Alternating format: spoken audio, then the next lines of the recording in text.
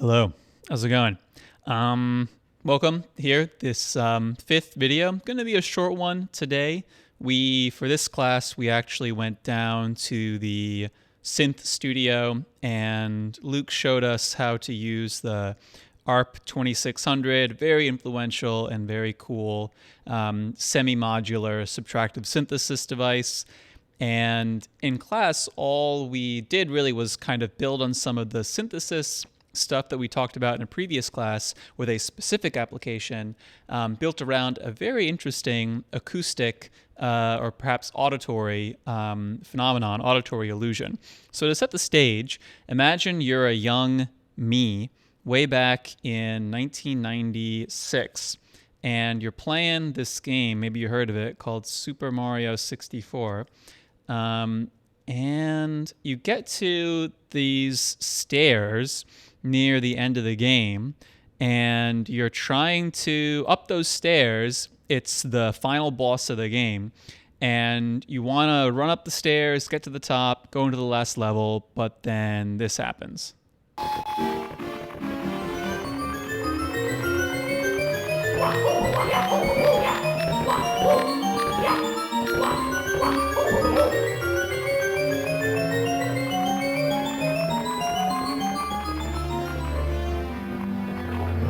It's crazy. Not only can you not get to the top of the stairs, but you may notice something else going on as well. If we take just the music from that scene and listen to it, it sounds like this.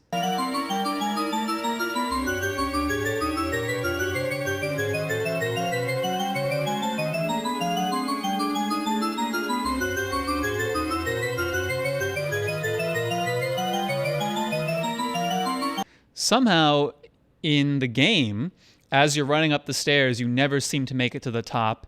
At the same time, the music always seems to be ascending. There's an ascending arpeggio that never seems to actually get to the top. It just keeps going up and up and up. But how is that possible? There are only 88 keys on the keyboard, on a piano keyboard.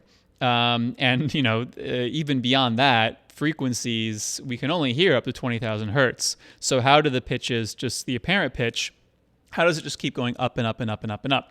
Well, the clue happens if we actually come in here and look at the spectrogram of the sound.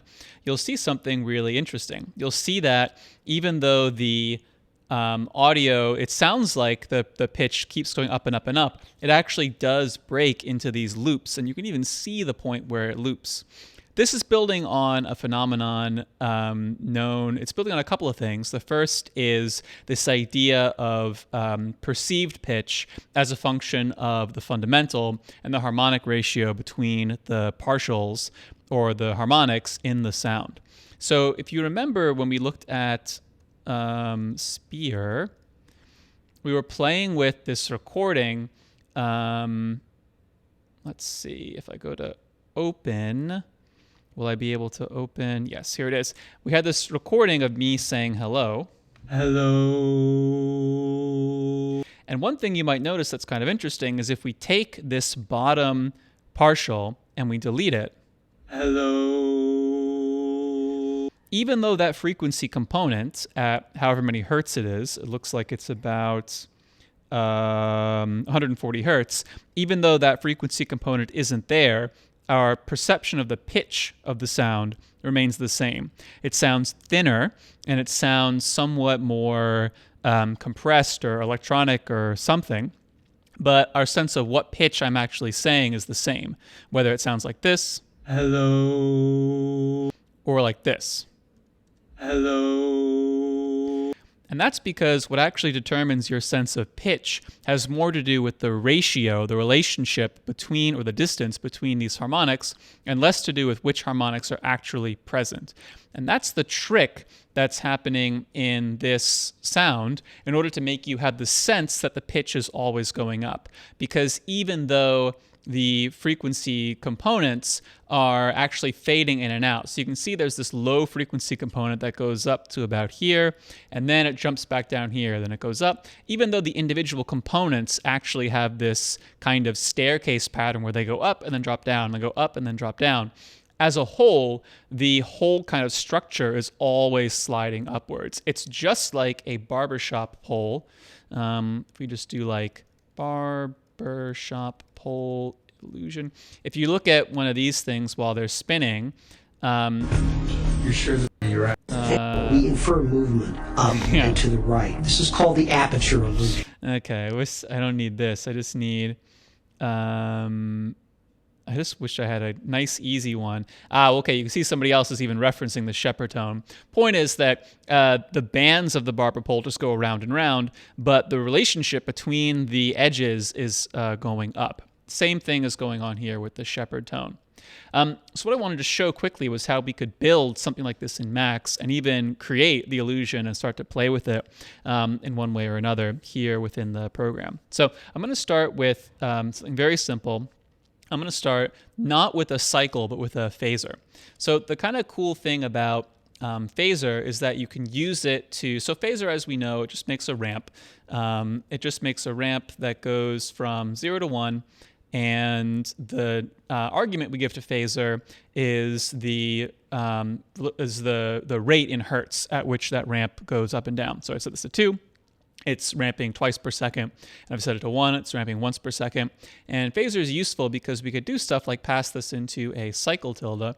And now we can actually use this to drive the phase and get out of this a tone. So this is useful because if I say took another one of these cycles and I put them side by side, I can actually make sure that they have these cycles will not only be going at the same frequency, but they'll also be exactly lined up because they're being driven by the same phaser. So I'm going to use a phaser to kind of drive this whole thing. And what I want to do is take this phase here and convert it into some kind of frequency, and then use that to drive the sense of pitch sliding up and down.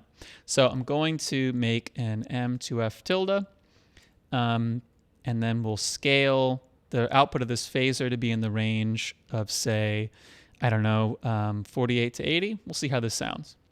So this will give us a cycle whose pitch slides up and down in time with this phaser. 2 will be quite fast. We'll take it down to 1. Even that will probably be quite fast.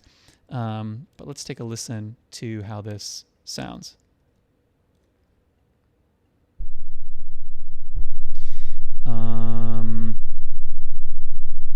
Oh, I put the wrong arguments in here. It, of course, needs to go 0 to 1. Cool, so you can hear that pitch sliding up just like we want. So in order to create this Shepard tone illusion, I need a few things to happen. So first, I need to create another kind of frequency component that's sliding up kind of parallel to, kind of next to this cycle here.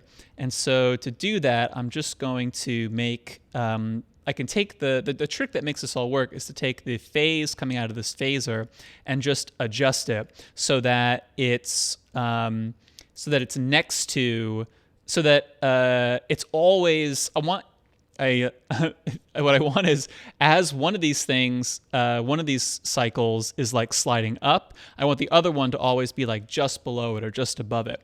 And I can use this, I can create a shift in phase from this phaser to make that relationship happen. So if I take what's coming out of this phaser and I add 0.5, you'll notice that this phaser, if I do live.scope, and this phaser,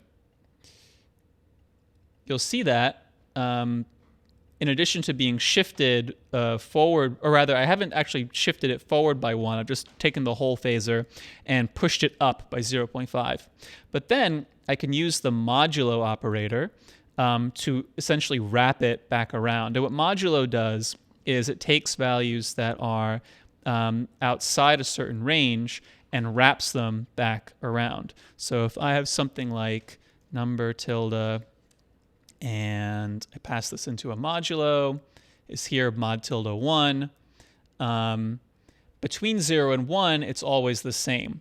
But then when I go up past 1, you'll see that this modulo tilde wraps back around. So 1.05 gets mapped back to 0.5. 1.75 gets mapped to 0.75. And as I keep going up and up and up, no matter how big the number gets, the only value that actually comes through the modulo is the component that's sort of below 1. So this is essentially doing a division, but instead of giving us the result of the division, it gives us the remainder in some sense. Modulo is also called the remainder operator sometimes.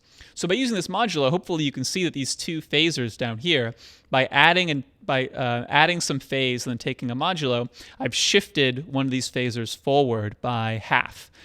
So they're always exactly 180 degrees or 50% or half out of phase. And if I take the same component that I have here and I just duplicate all this,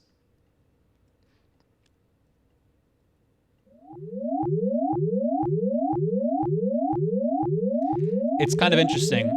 I think already one thing that's kind of interesting is personally, I don't hear two different tones that are wrapping back around. What I hear is one tone that's actually wrapping back around twice as fast as one of these things on its own. So if you listen to this,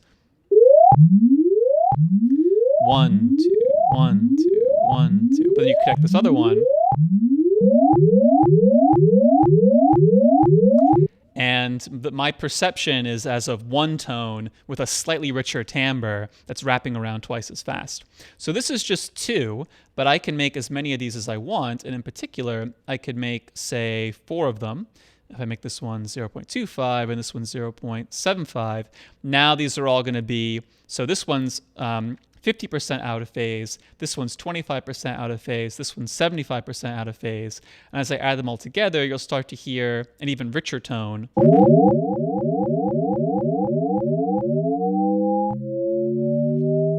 And already you can kind of start to hear the Shepard tone illusion start to come together. So there's a piece here that is definitely breaking the sense of the illusion, and that's that click right when it wraps back around, right? That click, which is the sound of the phase suddenly jumping from 1 back to 0, causes this thing, or rather it really obviously breaks the illusion and lets our brain know where the kind of discontinuity is. So what we're going to do is we're going to use a little trick called windowing. And the basic idea with windowing is you take it's a bit like the ADSR that we were using in a previous class for synthesis. We take the signal and we multiply it by another signal to scale down its amplitude. And we do that in a way that's aligned with this phasor here. So basically, we're going to draw this nice kind of curve. And whenever the curve's going to go from 0, curve nicely up to 1, and then go back down to 0. And at the same point that it happens to be 0, it's going to... that's going to be the point where this is jumping back down to 0, where the phasor is discontinuous, and therefore we're not going to hear it when that happens. So just for now, let's listen to just this one component. I'm going to take this phasor here, and I'm just going to do the following. I'm going to take that value, which is going from 0 to 1, and I'm going to turn it into a triangle that goes from 0 up to 0.5, and then back down to 0. And I guess the easiest way to do that is to subtract 0.5. So that'll be, now what will come out of this isn't going to be a value going from 0 to 1, but actually a value that goes from 0.5 to 0 and then back up to 0.5, because this is essentially measuring the distance of the phasor from 0.5. I take that, I take the absolute value of that, because we don't care about negative values, and then I just scale that to be, instead of going from 0.5 to 0, I want it to go from 0 to 1. And this is the kind of thing, actually, that as you practice working with Macs, and most especially as you practice kind of working with continuous signals, you start to get good at this kind of operation. So I'll just show you what this sort of looks like at each stage. But this is definitely like a kind of technique that I think gets used all over the place, especially when doing kind of signal design like this. It's just sort of massaging these signals to take the shape that you want. So all I'm doing with this minus 0.5 is shifting the whole thing down. Absolute value kind of flips all the values that are less than 0, and then scale is just taking what's coming out of this absolute value and turning it into a nice ramp. And as you can see, it's exactly the ramp that we had coming out of phaser, only it's going between 0.5, or rather going between 0 and 1, with zeros at the points where the phaser happens to be either at 0 or at 1, that point where it's discontinuous. So now, if I just multiply what's coming out of this scale by what's going into this cycle, what you'll hear, so you hear the signal modulating a lot, you hear it going up and down, but at the same time, what you don't hear is you don't hear that click. And right now, that sound of modulation, that increase and decrease in pitch, or rather in amplitude, is really, really obvious. But if I take this same thing and I kind of apply it to all of these, that will start to blur together and it won't be quite as obvious anymore. So if I take all of these and just move them over a little bit, and then I take this and, I'm going to move these over a little bit more. And then I copy this and copy it and copy it. Add some multiplies. And multiply like this, this like this, this like this, and this like this. And then grab all these together. Now, the important thing is that this piece here is being driven by not the sort of overall phaser, but these individual phasers that are shifted forward or back. And that's how these are all going to have be lined up just right to make this illusion happen. And I can even do like a plus tilde 0 here, just to make this kind of, it doesn't do anything obviously adding 0, but it makes it all line up nicely. And the phasing is happening really fast, so the illusion's not really working. But if I make this a bit shorter,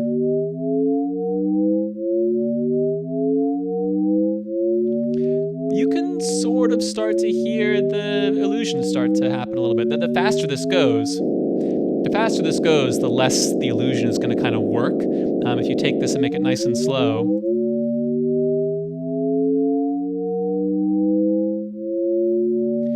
the illusion, it's not so strong, I'll admit. You can make it stronger by adding more components. In general, the more components, the smoother the blending will be and the cleaner the effect will be. So this is 25%, 50%, and 75%. So at 1/4, 2/4, and 3/4, I can just add another, or rather, actually I want to do this. And I can even, this is like a little cheeky, but I can actually just do plus tilde 0.125 to shift all of these. This is definitely kind of a hack, but to shift all of these by 12%. And that way, in addition to 0, 25%, 50%, and 75%, I'll have 12%, 37.5%, 62.5%, and 87.5%. So just 1/8, 3/8, 5/8, and 7/8. And this should be a much cleaner blend, even cleaner blend.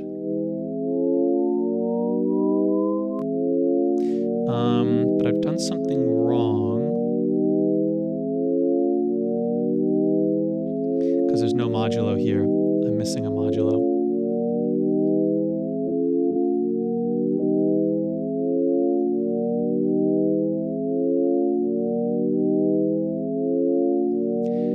I think you'll agree it's starting to get a lot better. And if I slow this down even more,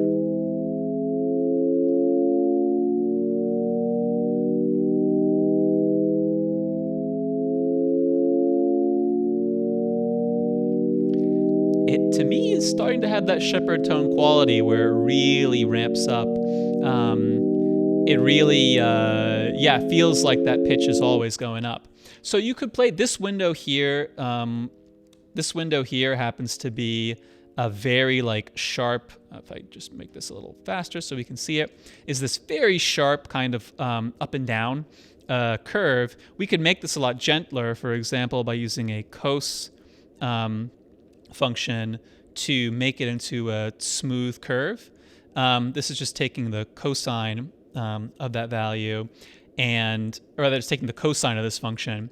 Now, of course, it's not, these aren't values that play well with cosine. So if we did want to do this, instead of going from 0 to 1, we could go from minus 0.25 to 0.25. And now you can see that the output of this is a nice little series of bumpy curves. And this might actually sound a little bit better.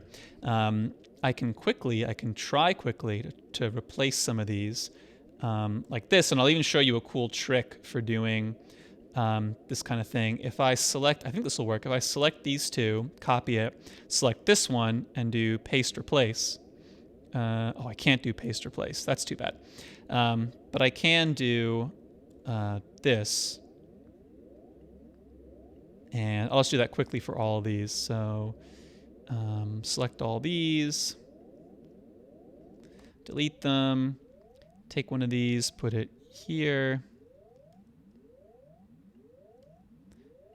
here, here, and here. And then I'll just connect these up really quick. And this will give us the same, it's the same thing, except instead of using this linear kind of window, we're using this lumpier, smoother kind of window.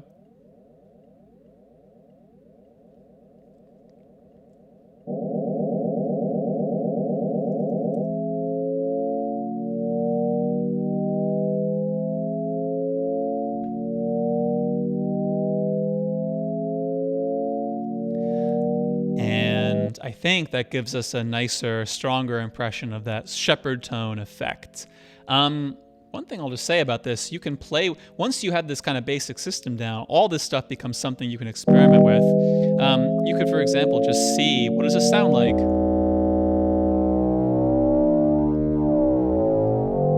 Like if I throw in a K slider here and do M2F, what does it sound like?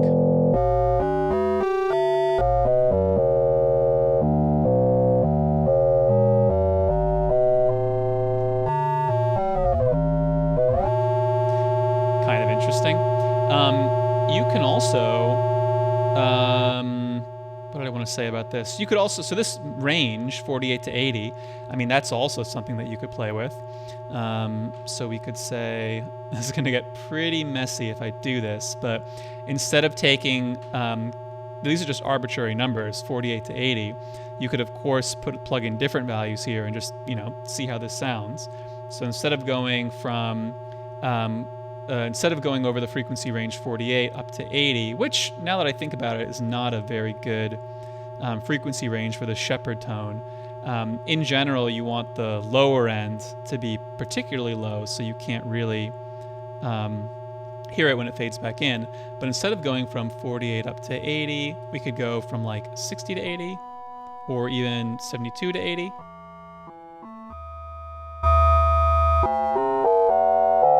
Or 12 to 80, or 12 to 24.